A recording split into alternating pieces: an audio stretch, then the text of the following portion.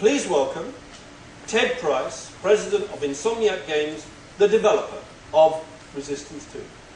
Welcome to London.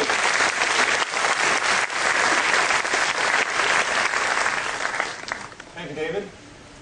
So with Resistance 2, we focused equally on 4 areas. These are things we call the 4 C's.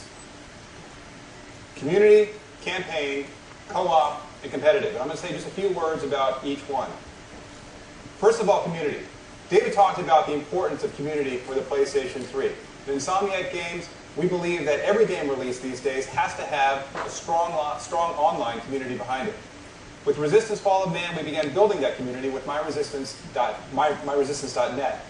Now with Resistance 2, we're completely revamping MyResistance.net. We're adding the kind of social features that you'll see in sites like Facebook. Features that, among other things, allow you to find players with similar interests and hook up with them in-game and outside of the game. These features will also be very tightly integrated with the game, and we'll be talking about those more in the months to come. Now, the campaign for Resistance is something I won't be showing today, but I do want to say a couple words about it.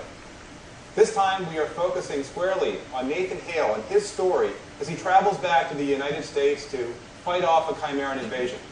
We'll be answering more questions about Nathan Hale, who he is, talking about the Chimera and where they came from. Furthermore, we're taking advantage of the incredible variety of settings within the United States that 1950s America offers.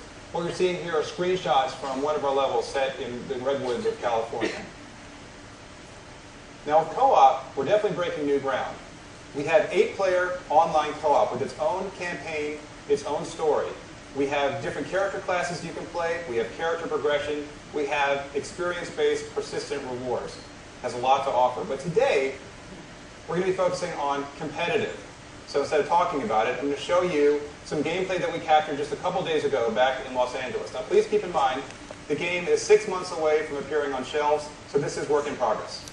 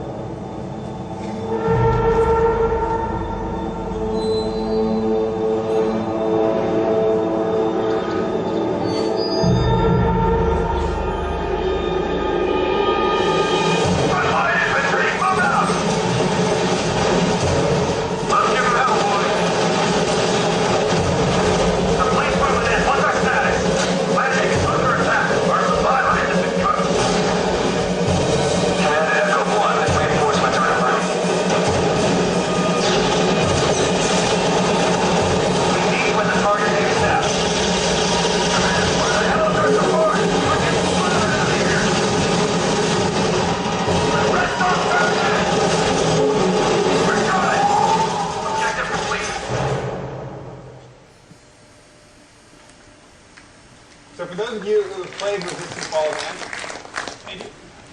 You probably noticed that we didn't have any Chimera in this. So don't worry, we will have Chimera in the final game. We haven't implemented them yet, but you will be able to play as a human or a Chimera. Now, with Resistance Fall of Man, we definitely broke new ground when it came to sheer size and scale. But with Resistance 2, we're upping the ante once again. We're going from 40 players to 60 players in our battles. Now, we're well aware at Insomniac that more players doesn't necessarily mean better gameplay. In fact, it could actually have the opposite effect if games devolve into chaos without organization. So our rallying cry for Resistance 2 competitive has been massive battles, more intimacy. Now, what do I mean by more intimacy? Well, first, I'm talking about battles within battles. Every 60-player battle is actually comprised of 5 smaller skirmishes between squads, where every squad has its own objectives. Definitely helps to keep the battle spread out. But how do these squads know what their objectives are? Well, that's where our dynamic objective system comes in. Every squad is assigned objectives that change as the battle changes. And what's great about this is not only do the squads know what they're doing all the time, it keeps squads spread apart so that everybody isn't stepping on each other's toes. We don't have situations where 60 players are just fighting in one small area. But how do you avoid a situation where a squad may be stuck in a corner of the map with not much to do?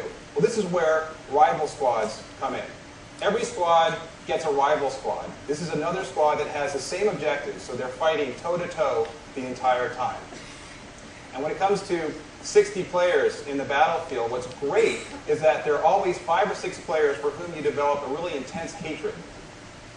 Personally, this is one of my favorite aspects of the game because I know that if somebody cheap shots me from the rival squad, I'm going to be able to find him because basically I'm spawning near him and I know where he's going. So finally, how do we keep squads together?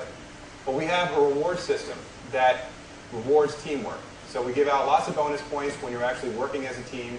And these can be used to earn persistent rewards in the game, to level up, etc. We'll be talking about that more in the next few months. So, bottom line, Resistance 2 Competitive has a lot to offer. With its massive battles and more intimacy, we think it's going to be breaking new ground for the PlayStation 3 and then online in general. But that's just a quarter of the overall game. So as we get closer to launch, stay tuned for more information on competitive, on campaign, on our co-op mode, and on our community.